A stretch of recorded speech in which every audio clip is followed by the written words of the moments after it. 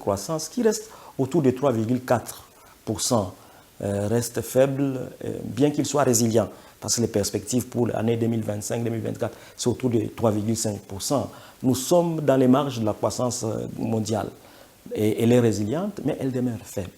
Et lorsqu'on questionne, on audite la qualité de cette croissance, la question de la prédominance des matières premières et des produits de base dans notre modèle économique continue à poser problème. Très faible valeur ajoutée, très faible industrialisation, la dépendance majeure en termes d'emploi du secteur informel. Nous sommes à 92% selon les rapports des emplois issus du secteur informel. Pour une population à 64% âgée de moins de 24 ans, nous avons des défis énormes.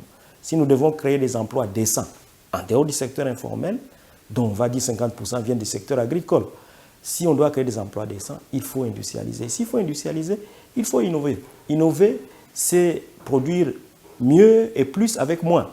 Ce qui nous aligne avec les enjeux des objectifs de développement durable et de la durabilité.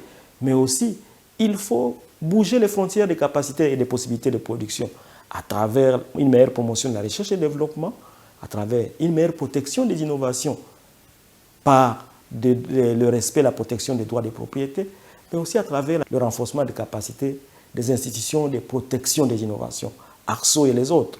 Il s'agit des innovations de la recherche et du développement liées à l'industrialisation. Pour la deuxième catégorie, et c'est à ce niveau-là que le rapport s'adresse par exemple à un public spécifique, celui des chercheurs, ceux qui sont impliqués beaucoup plus dans la recherche et le développement, mais la recherche appliquée, qui permet de produire des procédés et de les mettre sur le marché, de passer à l'échelle. Troisième public auquel s'adresse ce rapport, c'est les entrepreneurs eux-mêmes. S'ils veulent innover, accroître la capacité, mais aussi améliorer la qualité de leurs produits.